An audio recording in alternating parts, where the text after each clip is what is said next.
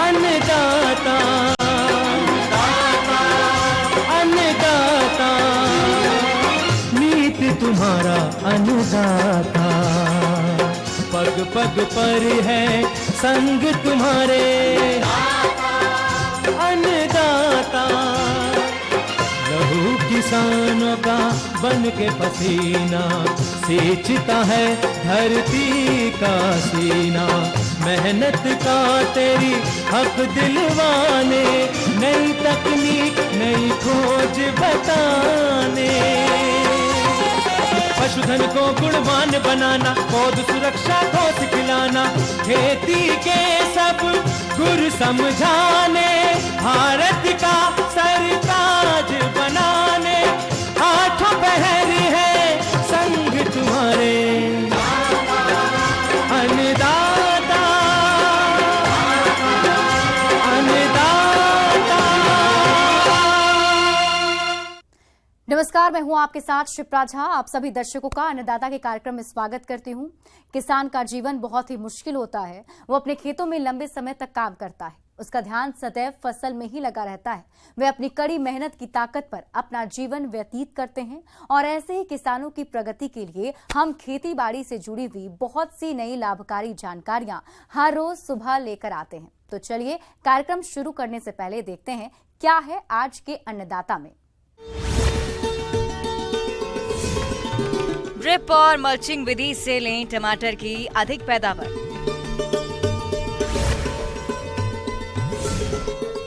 मक्का की फसल में लगने वाले कीटों का नियंत्रण।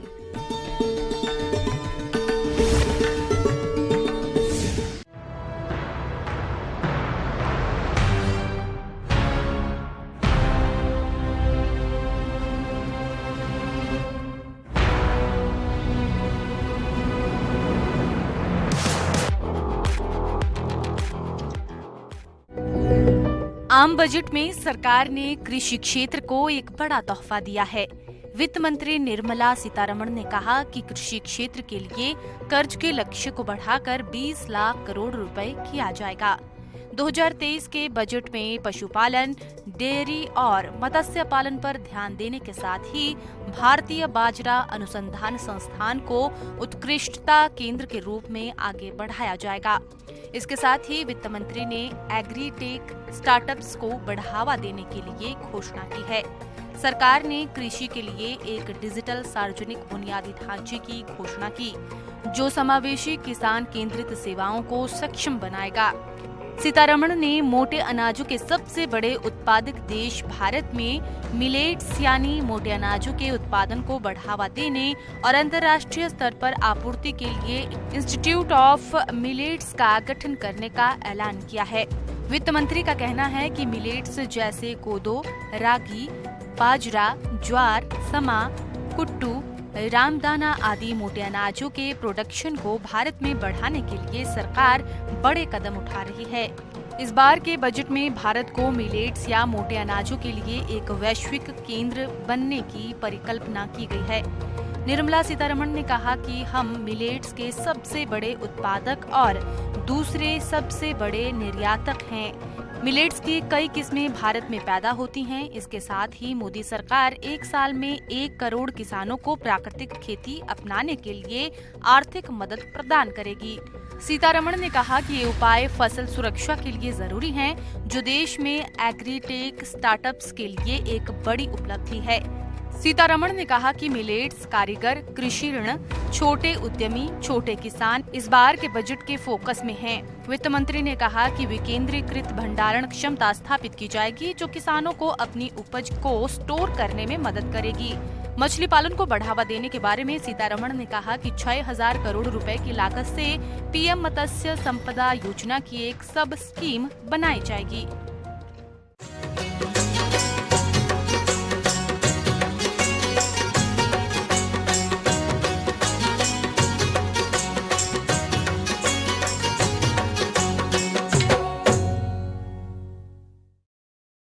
अपने देश के ज्यादातर किसान भाई परंपरागत तरीके से खेती करते हैं, जिसकी वजह से उनकी फसल में लागत अधिक आने के साथ साथ कीट व्याधियों का प्रकोप भी अधिक होता है। इसी बात को ध्यान में रखते हुए अधिक लाभ लेने के लिए ग्राम खजूरी कला जिला भोपाल के प्रगतिशील किसान मिश्री लाल राजपूत ने ड्रिप और मल्चिंग विधि से टमाटर की फसल लगाई है। तो चलिए सुनते हैं इनके अनुभवों को।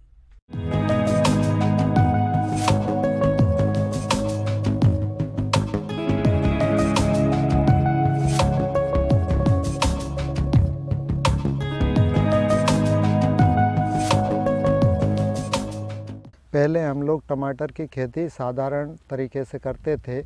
अभी हम जो खेती कर रहे हैं वो मल्चिंग और ड्रिप लगा के टमाटर की खेती कर रहे हैं। तो इसमें जो मल्चिंग से जो फ़ायदे हैं उसमें पहला फ़ायदा तो ये है कि खरपतवार नहीं होता है, क्योंकि मजदूर नहीं होने से खरपतवार फसल को काफ़ी हानि होती है। तो बीच बीच में ही थोड़ी जो जगह रह जाती है उसमें ही खरपतवार होता है, तो उसको हम लोग निकाल देते हैं। खरपतवार से पूरा निजात मिल जाता है मल्चिंग से। इसके बाद में जो फर्टिलाइज़र खाद हम देते हैं, तो जिसका जो वाष्पीकरण होता है खाद का, जिससे लगभग 75% वाष्पीकरण हो जाता है और उड़ जाता है हवा में, तो उसका वाष्पीकरण मल्चिंग लगाने से नहीं होता, जिससे खाद की बचत होती है और पौधों की बढ़वार लगभग 1.5 से 2 गुने तक होती है। ड्रिप से फर्टिगेशन समय समय पर हम करते हैं, तो जो घुलनशील फर्टिलाइज़र है वो ड्रिप से दिए जा सकते हैं, जिससे लंबे समय तक फसल की तुड़ाई की जा सकती है। और जब जिस तत्व की ज़रूरत होती है वो तत्व ड्रिप के माध्यम से, फर्टिगेशन के माध्यम से दिया जा सकता है। किसान भाइयों, टमाटर की फसल में सहारा देने के लिए रोपाई के 30 से 45 दिन के बाद बांस या लकड़ी के डंडों में छेद करके तार बांधकर फिर पौधों को तारों से सुतली की सहायता से बांधते हैं। इस प्रक्रिया को स्टेकिंग कहा जाता है। पौधों को सहारा देने से फल मिट्टी और पानी के संपर्क में नहीं आ पाते, जिससे फल सड़ने की समस्या नहीं होती है। इनकी हकाई पहले 2-3 हकाई करने के बाद में अच्छे से बारीक भुरभुरी कर लेते हैं। मतलब बेड मेकर की सहायता से हम लोग बेड बना के 5 फीट दूरी पे, और हमारे पास में मल्चिंग और ड्रिप बिछाने वाली मशीन है, तो उससे हम लोग मल्चिंग और ड्रिप बिछाते हैं। जिन किसान के पास में, मतलब यदि किसान है उसको मल्चिंग लगाते हैं, तो वो मजदूरों से भी मल्चिंग और ड्रिप बिछाई जा सकती है।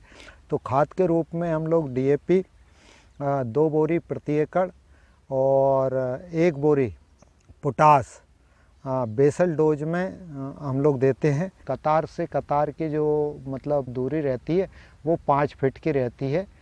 तो इसको जो लगाने का पौधे से पौधे की दूरी जो है, मल्चिंग पे पहले हम लोग लोहे को, जैसे पाइप होता है 1.5-2 इंची, उसको एक तार में हम लोग वेल्डिंग करवा के मोटे पाइप को मल्चिंग पे रखते हुए हम लोग चले जाते हैं। इस प्रकार से 1-1 फीट पे हम लोग छेद करते हैं, और उन 1-1 फीट पे हम लोग जो है पौधे शाम के टाइम पे पौधे लगाते हैं, जिससे कम से कम पौधे मरे और जल्दी जड़ पकड़ लेते हैं। इसके बाद में हर 8 दिन में ड्रिप के माध्यम से NPK जो खाद है उसको देते हैं, और 15-20 दिन में एक बार माइक्रोन्यूट्रेंट खाद भी ड्रिप से चलाते हैं फर्टिगेशन में, जिसमें मुख्य रूप से NPK के अलावा जिंक के बाद में मैग्नीशियम, माइक्रोन्यूट्रेंट मैग्नीशियम आदि माइक्रोन्यूट्रेंट भी ड्रिप के माध्यम से दे सकते हैं। टमाटर की फसल में फल छेदक कीट का प्रकोप अधिक रहता है। पहले इस कीट की इल्लियां पौधों की कोमल पत्तियों, तनों व फूल को खाती है, जिसकी वजह से पौधे अपना भोजन नहीं बना पाते और फसल कमजोर हो जाती है। उसके बाद ये तुड़ियां कच्चे पके टमाटर के फलों में छेद करके उनके अंदर का गूदा खा जाती है। ऐसे टमाटर खाने लायक नहीं रहते हैं। इस कारण से किसानों को भारी नुकसान होता है। इस कीट के नियंत्रण के लिए कीट ग्रसित फलों को तोड़कर नष्ट करना चाहिए। इसके अलावा खेत में 20 फेरोमोन ट्रैप प्रति हेक्टेयर की दर से लगाएं। रात्रि के समय खेतों में प्रकाश प्रपंच लगने चाहिए। इस कीट के रासायनिक नियंत्रण के लिए इंडोक्सा कार्ब दवा की 1 मिलीलीटर दवा को प्रति लीटर पानी के हिसाब से घोल बनाकर छिड़काव करने पर इस कीट का नियंत्रण आसानी से हो जाता है। माहू का भी अटैक आ जाता है, जिसमें वाइट फ्लाई और रस चूसने वाले कीड़े भी होते हैं। तो इसके लिए हम लोग पहले तो नीम पत्ती काढ़ा, अखौआ, धतूरा आदि पत्तियों का काढ़ा, सतपत्ती, 5 पत्ती काढ़ा डालते हैं। इसके बाद भी यदि कंट्रोल नहीं होता है तो फिर हम लोग केमिकल में एमिडाक्लोप्राइड 15 लीटर में 10 ml और थायोमेथोक्सोजम का स्प्रे हम लोग करते हैं। फिर जब तुड़ाई होती है तो टमाटर, भड़पक टमाटर जो होता है उसकी हम लोग तुड़ाई करके और क्रेट के माध्यम से बाज़ार में बेचते हैं। इस प्रकार से हम लोगों के द्वारा खेती की जाती है, जो कि बढ़िया अच्छा उत्पादन लगभग 1 एकड़ में कम से कम 1500 से 2000 क्रेट तक उत्पादन मिलता है हमें। किसान भाइयों, अब लेते हैं एक छोटा सा ब्रेक।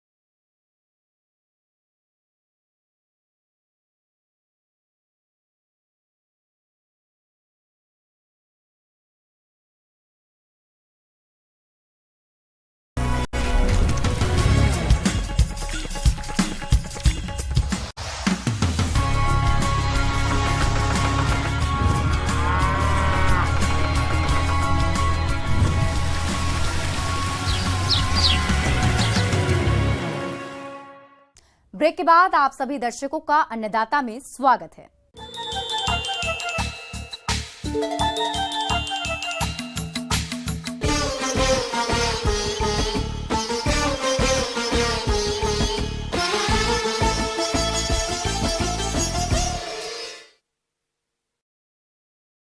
मक्के की खेती हमारे प्रदेश के जिन किसान भाइयों ने की है, उनकी फसल अभी बढ़वार की अवस्था पर है और इस फसल में अंकुरण के बाद से ही कई हानिकारक कीटों का प्रकोप होने लगता है, जिसका नियंत्रण सही समय पर नहीं किया गया तो ये कीट फसल को काफी नुकसान पहुंचाते हैं। तो किसान भाई किस प्रकार से करें इन कीटों की रोकथाम, इस बारे में जानकारी दे रही हैं कीट वैज्ञानिक डॉक्टर किरण कुमारी।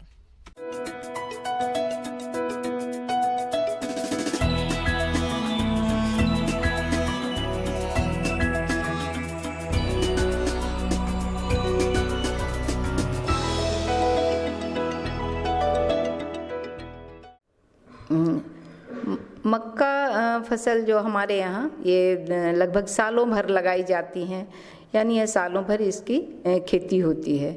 तो अन्य फसलों की भांति मक्का को भी कई तरह के जो कीट हैं वो हानि पहुँचाते हैं, जिनमें प्रमुख हैं मक्का का तना छेदक कीट, फॉल आर्मीवर्म कीट, कटुआ पिल्लू, कॉप बोरर, ये इनके प्रमुख कीट हैं। सर्वप्रथम मैं तना छेदक के बारे में बताना चाहूँगी। ये मक्का तना छेदक कीट, इसका जो वयस्क है वो मौत होता है और यह भूरे रंग का होता है। तना भेदक सुंडी तने में छेद करके उसे अंदर से खाती है, जिससे गोब एवं तना सूख जाता है। यह मक्के के लिए सबसे अधिक हानिकारक कीट है।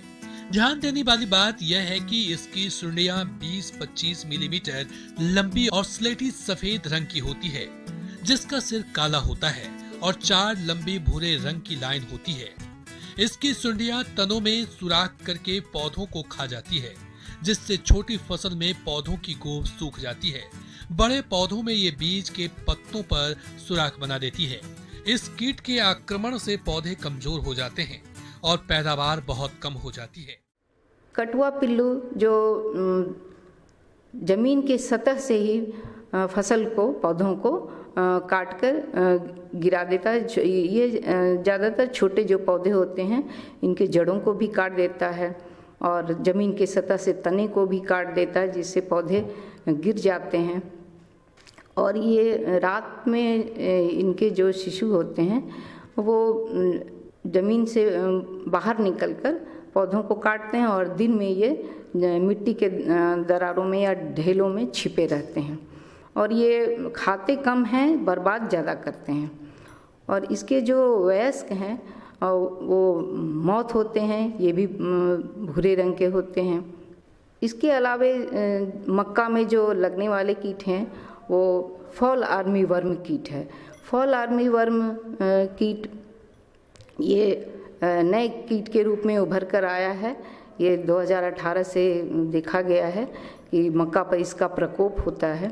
इसके जो इल्लियाँ या पिल्लू जो होते हैं इनके शरीर पर 3 धारियाँ होती हैं और इसके जो सिर हैं उस पर उल्टे वाई आकार का निशान होता है और इसके उदर के अंतिम भाग पर 4 काले धब्बे जो होते हैं जो वर्गाकार में व्यवस्थित रहते हैं। इल्लियाँ हैं वो शुरू में पौधों को पत्तियों के ऊपर जो है खुरच कर खाती हैं।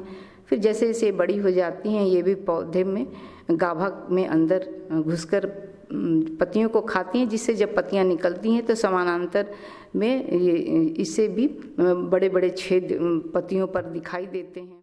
मक्के की फसल में एकीकृत कीट नियंत्रण के लिए सबसे पहले साफ, उपयुक्त एवं प्रतिरोधी किस्मों का चयन करना चाहिए और बोने से पहले बीजों को कीटनाशक दवा से उपचारित करना चाहिए। गर्मियों में खेत की गहराई जुताई करके मिट्टी में मौजूद कीड़ों, बीमारियों और खरपतवारों को नष्ट कर सकते हैं। खाद तथा अन्य तत्वों की मात्रा का प्रयोग मिट्टी परीक्षण के आधार पर करें। खेतों से फसल अवशेषों का हटना तथा मेढ़ों को साफ रखना चाहिए। सही फसल चक्र अपनाना अर्थात एक ही फसल को उसी खेत में बार बार नहीं ले, इससे कई कीड़ों और बीमारियों का प्रकोप कम हो जाता है। यांत्रिक नियंत्रण की बात करें तो कीड़ों के अंड समूहों, प्यूपों तथा वैक्सों को इकट्ठा करके नष्ट कर दें। रोगग्रस्त पौधों तथा उनके भागों को उखाड़कर जला दें। खेत में जगह जगह पर बांस खुड़ियां लगाएं, जिससे पक्षी कीड़ों को खाकर नष्ट कर सकें। और इनसे बचाव के लिए ये फेरोमोन ट्रैप का प्रयोग करना चाहिए। फेरोमोन ट्रैप 10 से 12 ट्रैप प्रति हेक्टेयर लगाना चाहिए। इन ट्रैपों में जो नर कीट होते हैं जो आकर्षित होते हैं और इस ट्रैप में आकर फंस जाते हैं। लाइट ट्रैप लगाना चाहिए। लाइट ट्रैप पर भी जो मौत होते हैं वो आकर्षित होते हैं। इनके नीचे पानी की व्यवस्था कर देने से जो मौत होते हैं वो नीचे पानी में गिरकर मर जाते हैं। मित्र कीटों का संरक्षण करें। प्रकाश प्रपंच की सहायता से रात को कीड़ों को आकर्षित कर नष्ट करें। कीड़ों की निगरानी और उनको आकर्षित करने के लिए फेरोमोन ट्रैप का प्रयोग खेत में करें। कीट प्रकोप की प्रारंभिक अवस्था में कीटों की रोकथाम के लिए नीम से बने कीटनाशी दवाओं का छिड़काव करना चाहिए। अगर कीटों की संख्या अधिक हो और जैव नाशी से नियंत्रण नहीं हो पा रहा हो तब रासायनिक कीटनाशी दवाओं का प्रयोग करना चाहिए। तो इस तरह से इनका पॉपुलेशन कम हो जाता है। और रासायनिक कीटनाशी में फ्लुबेंडामाइड 480 SC का 1 ml प्रति 5 लीटर पानी में मिलाकर छिड़काव करना चाहिए, या डेल्टामेथ्रिन प्लस ट्राइजोफॉस का मिक्सचर 1.5 ml प्रति लीटर पानी में मिलाकर छिड़काव करना चाहिए। फसल को लगाने के पहले बीजोपचार भी करना चाहिए। बीजोपचार के लिए क्लोरपाइरीफॉस 20 EC का 3 ml प्रति किलो बीज की दर से मिलाकर उपचारित कर ही बुआई करनी चाहिए, ताकि कटुआ पिल्लू जब पौधों को काटे तो इसके उपरांत जो है वो पिल्लू मर जाते हैं। इमामेक्टिन बेंजोएट 5 SG का 2 ग्राम प्रति 5 लीटर की दर से छिड़काव करना चाहिए, या रासायनिक कीटनाशी में स्पाइनोसैड 45 SC 1 ml प्रति 5 लीटर की दर से मिलाकर छिड़काव करना चाहिए। आगे और भी है खेती बाड़ी से जुड़ी हुई बहुत सी रोचक जानकारियां। यहां रुकेंगे एक और छोटे से ब्रेक के लिए।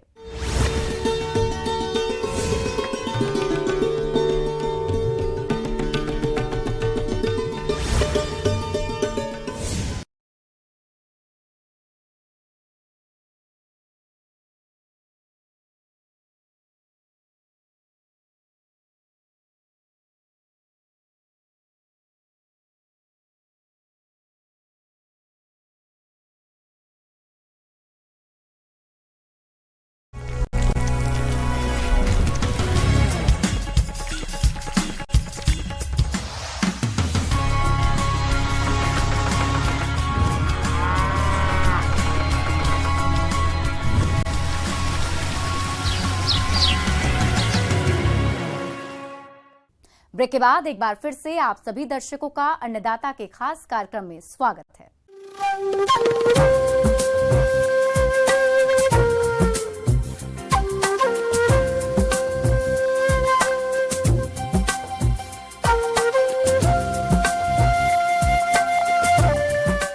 मौसम विभाग के रिपोर्ट पर साप्ताहिक कृषि सलाह इस प्रकार है।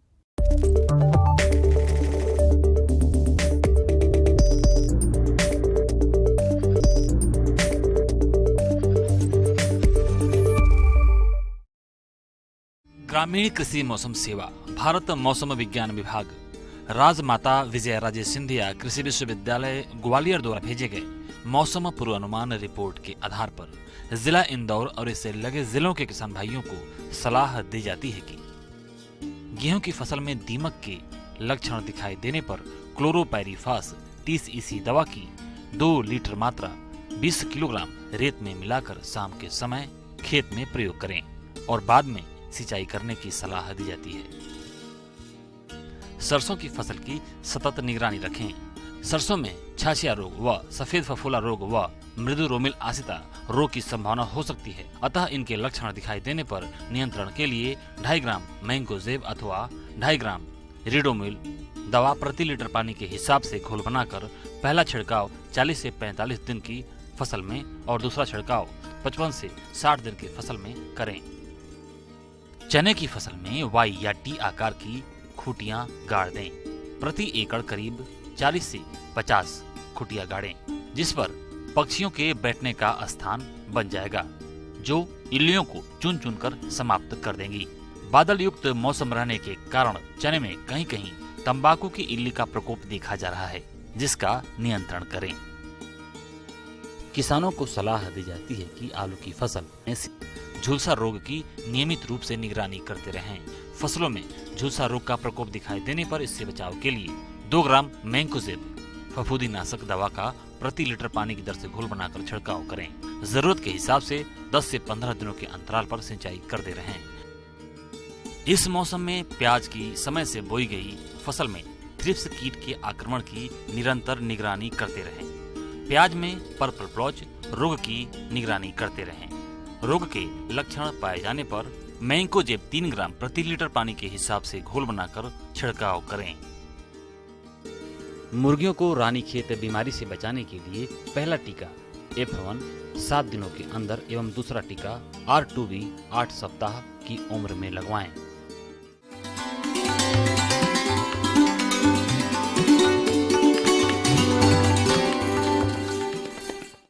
और आइए अब जानते हैं अन्नदाता निःशुल्क फोन के माध्यम से पूछे गए समस्याओं का समाधान। आज के अन्नदाता हेल्पलाइन में जिस प्रश्न को कार्यक्रम में शामिल किया गया है उसे पूछा है ग्राम लखेड़ा जिला टीकमगढ़ के किसान नेकराम चौधरी ने। आप भैंस की मुर्रा नस्ल के पालन पर जानकारी चाहते हैं तो नेकराम जी आपकी जानकारी के लिए प्रस्तुत है कार्यक्रम का यह है अंश।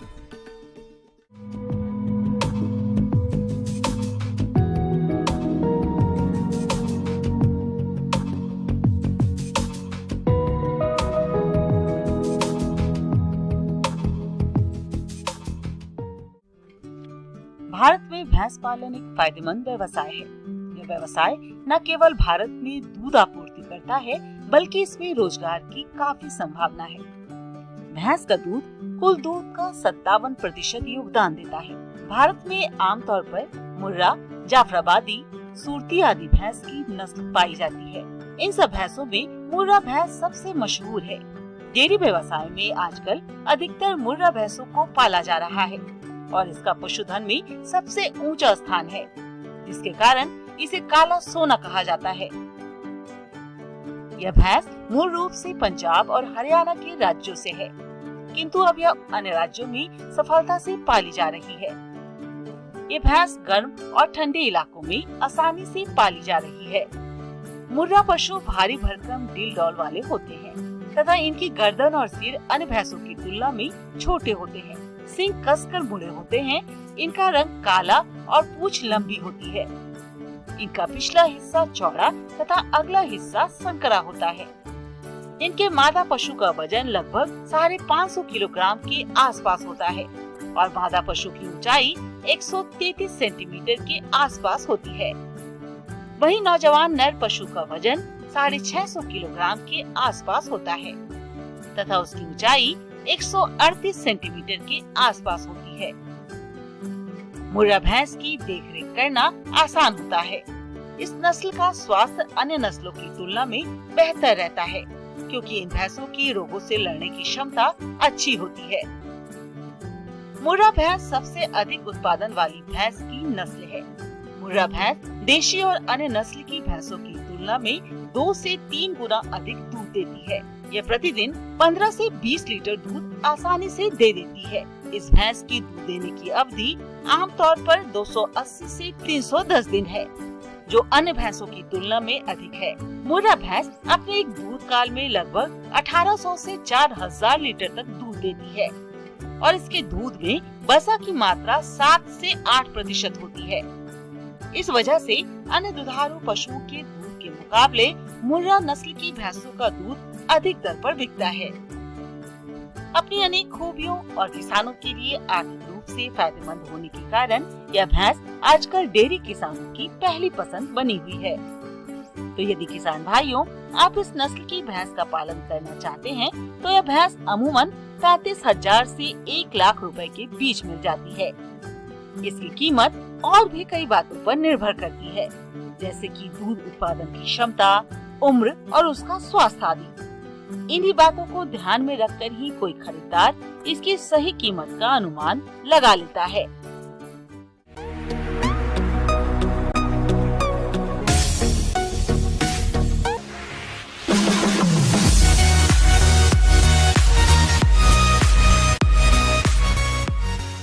और आइए एक नजर डाल लेते हैं राज्य के कुछ मंडियों के प्रमुख फसलों के बाजार भाव पर।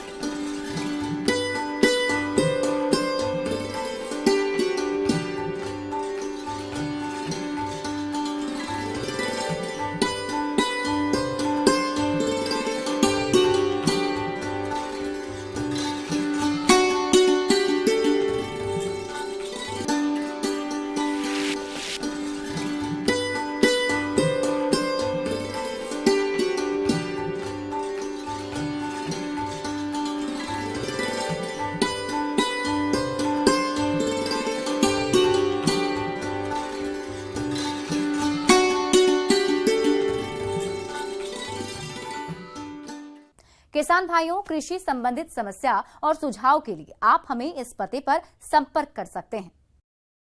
प्रोड्यूसर अन्नदाता news 18 Madhya Pradesh Chhattisgarh, Ramoji film city Hyderabad 501512। साथ ही आप हमें ईमेल भी कर सकते हैं। हमारा ईमेल है p18annadatamp@nw18.com। इसके अतिरिक्त आप हमें निःशुल्क हेल्पलाइन नंबर 1800889216 पर सोमवार से शनिवार सुबह 10 बजे से शाम 4 बजे के बीच संपर्क कर सकते हैं। अब समय हो रहा है आपसे विदा लेने का। कल इसी वक्त फिर से होगी आपसे मुलाकात। नमस्कार।